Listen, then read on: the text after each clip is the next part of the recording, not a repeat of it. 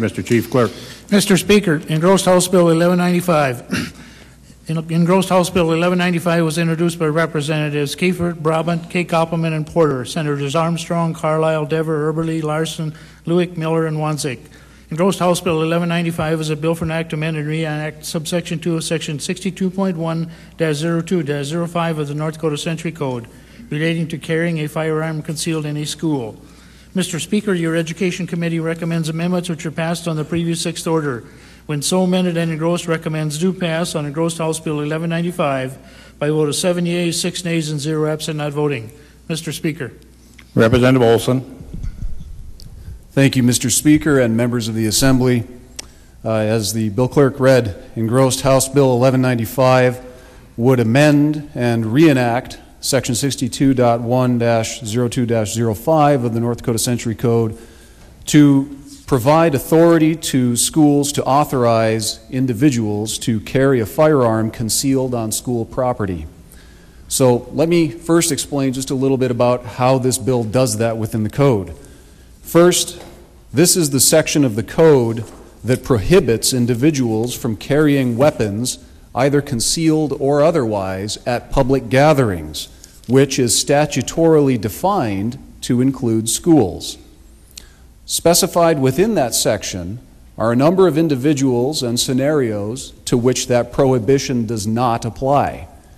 These include law enforcement officers, gun shows, private security personnel while on duty, hunter safety classes, etc.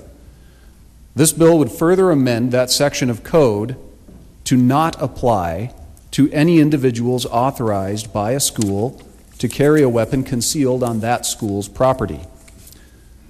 This authority would be granted to an individual administratively by naming that individual on the school's confidential emergency plan. However, the naming of this individual is not without conditions attached to it.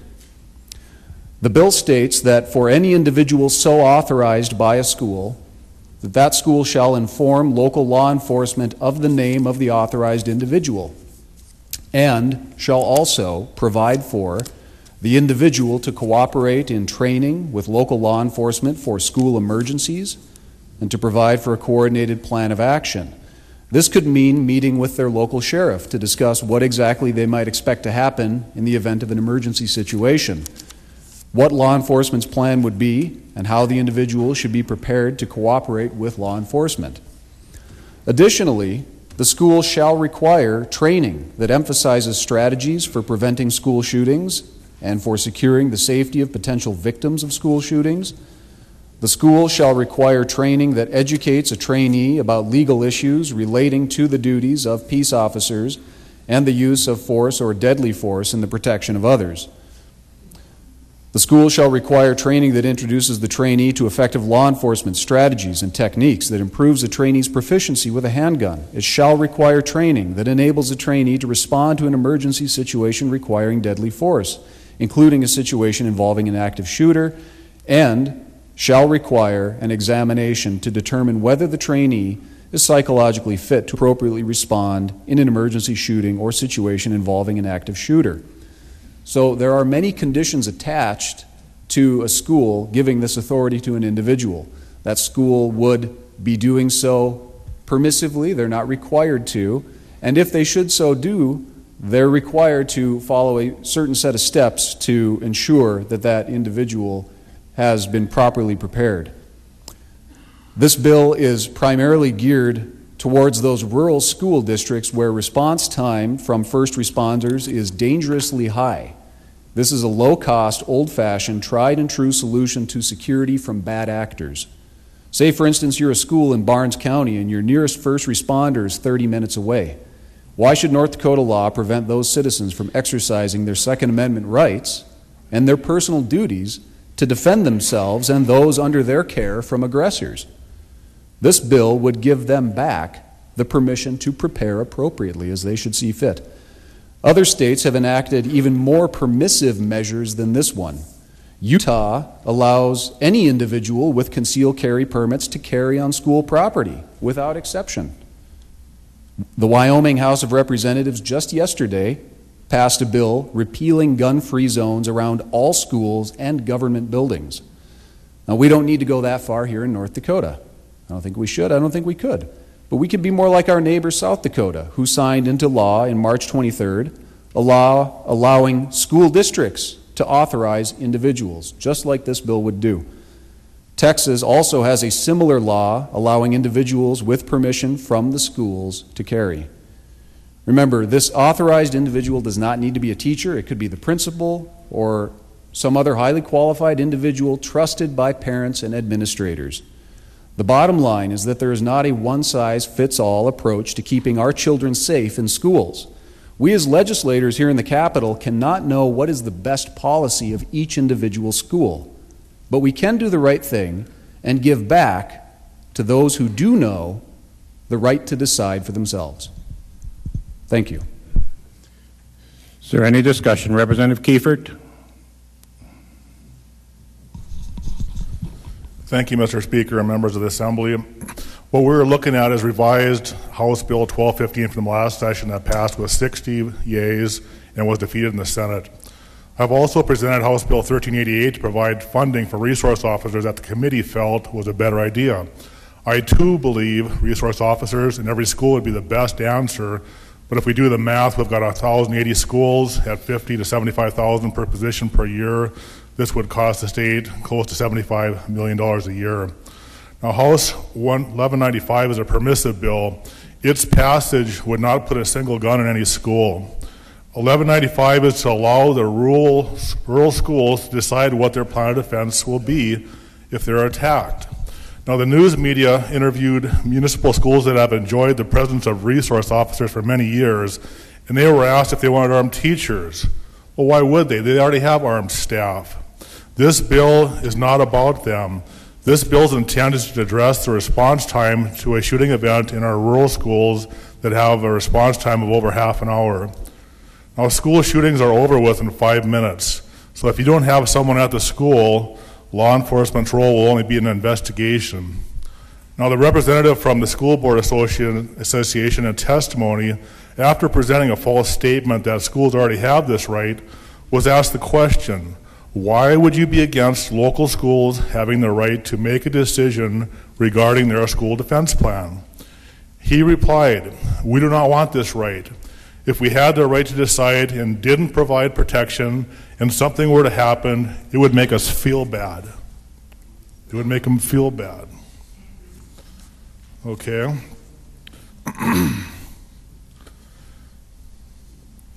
Well, this was the only answer he offered on his opposition. So we have to stop and think what he's saying.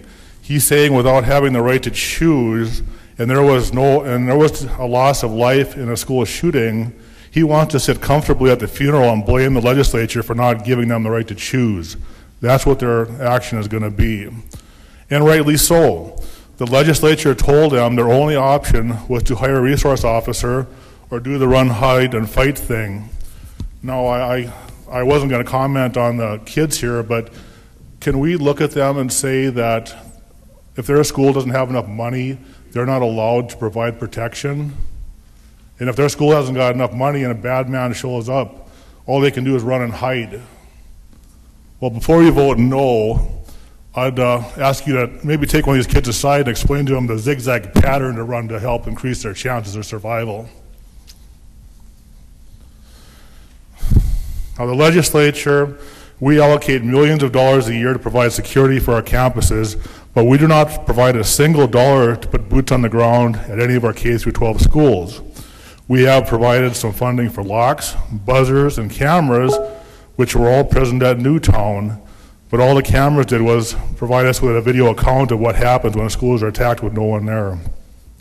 Now, since the last session, there have been 74 school shootings, 15 that were classified as mass shootings, with only one shooting in North Dakota. Now, at the Fairmont, North Dakota shooting, Senator Luke's granddaughter was actually standing 3 feet away from the shooter. For some reason, he decided only to shoot himself. Otherwise, Senator Luke's granddaughter would have probably been one of the first victims. Now, HB 1388 will provide for funding for 15 resource officers, but that still leaves 1,065 schools unprotected unless they employ a resource officer. Now, how would you feel if we sent our armed staff at the Capitol out west to help out, and we were told if someone started shooting in the Capitol, you were told as our children to do, just run, hide, and if the shooter finds you, to fight with them. You know, we have an old saying in North Dakota that only a fool would bring a knife to a gunfight. At one of the schools in Alabama, one school requested children to bring a soup can so they had something ready to throw at a shooter. Now, the news media reported that there was only one that testified in favor of the bill. We presented written testimony from superintendents, school teachers, students, as well as a principal and a judge. The media did not report that the testimony given in support of the bill was so well presented that it received a compliment from the Bismarck police chief. Many who came to testify that day were left in awe with the judge's testimony and felt they really had nothing left to add.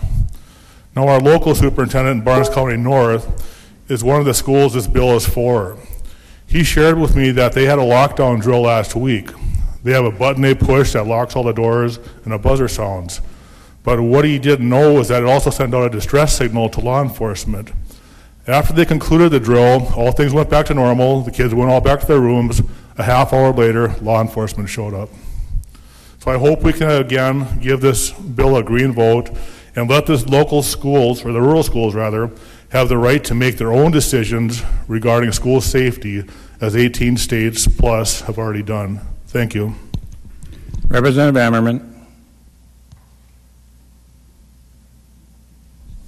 Thank you, Mr. Speaker. Will the bill carrier yield to a question, please? Representative Kiefert, would you yield to a question?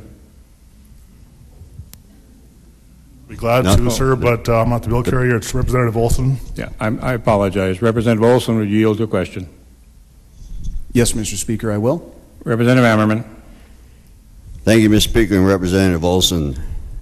My question, it concerns on page 2, lines 24 and 25.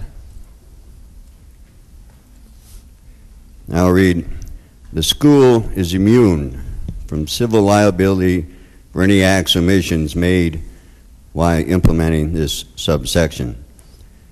It doesn't mention individuals, it mentions the school immune.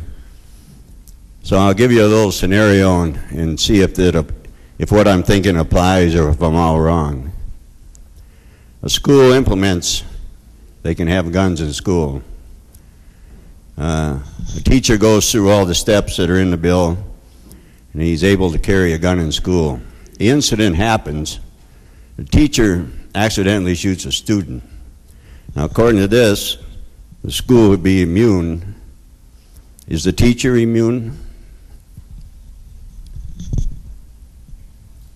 Mr. Speaker, Representative Ammerman, the teacher as an individual would be responsible for any of his actions. And the amendment to this engrossed House bill, I believe, was supposed to state the governing body, but was replaced with the school to include the management and those who have made the decision. But the individual would always be held accountable for any decisions that he made, and I couldn't imagine having it any other way. Thank you, Representative Olson. May I continue? You may Mr. continue. Speaker? Thank you, Mr. Speaker. Of course, I spoke on this at length last session. I'm not going to get into shooting the blackboards and the windows in your foot and nothing like that at this point. But this concerns me a lot because I'm not comfortable granting immunity. Now, to me, we grant exceptions to different points in law. As a matter of fact, there's an exemption in this bill from public records, that type of thing. But when we talk about immunity, I'm not sure if I'm qualified to grant immunity, and I'm not sure this body is qualified to who's immune from prosecutions or civil action.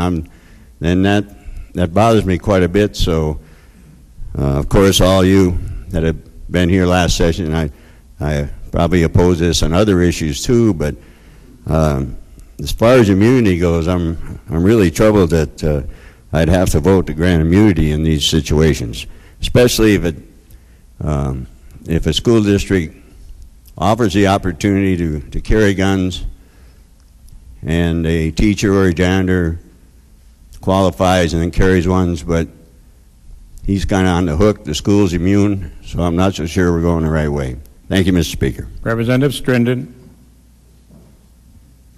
Thank you, Mr. Chairman. Will the bill carry or yield to a question? Representative Olson, you yield to another question. Yes, Mr. Speaker, I will. Representative Strinden. Thank you, Mr. Speaker. Representative Olson, I actually have two questions for you. The first regards page 2, lines 2 and 3, where an individual must have the approval of the public school to carry a firearm. Could you elaborate on who would have input in the decision of that approval? And my second question is on page 2, lines 5 and 6, that the school shall require additional training.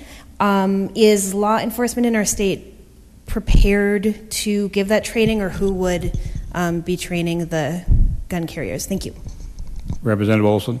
Thank you, Mr. Speaker, and Representative Strinden. In answer to your first question, the approval would be provided for administratively through the process, whichever process the school has adopted for designing their emergency plan. So whoever has the authority to implement and approve the emergency plan would be the final approving authority over whatever individuals were named within that plan.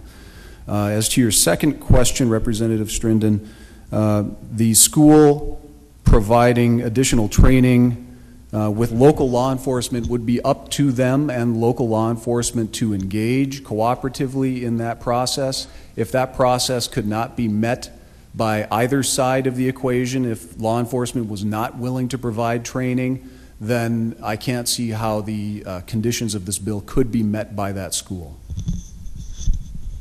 Representative Kay Koppelman. Thank you, Mr. Speaker and members of the House. I rise only to address the immunity question which was posed a few moments ago. Many of you who have been here before this session might recall that we had this bill or something very, very similar last session, which we passed in the House and which died in the Senate, and it was in the Judiciary Committee last time. And during the debate on that bill, it did not have an immunity provision like the one you see. And the debate on the bill was very interesting because the school districts that opposed it, both in their public testimony and privately, said, "Don't give us this decision." They were afraid of the decision. And their reasoning was, if we say yes and allow someone to carry a firearm and there's an accident, then we're to blame. If we say no and don't allow someone to carry a firearm and there's a horrendous shooting, then we're to blame for not providing security. So they were concerned about liability for the school, no matter which decision they made. So the purpose of the immunity provision in this bill is simply to hold the school harmless from any kind of lawsuit that might come down the road from any of their decisions. So I think that's a good safeguard in the bill. Is there any further discussion? Seeing none, the House has before it for final consideration House Bill 1195. The clerk will open the key and you may record your vote.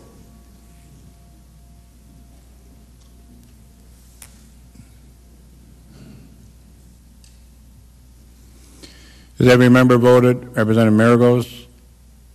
Does any member wish to change their vote? The key will be closed and the clerk will take the record. Final vote shows 53 yea, 38 nay, 3 absent, not voting. House Bill 1195 is declared passed. Representative Vigasov.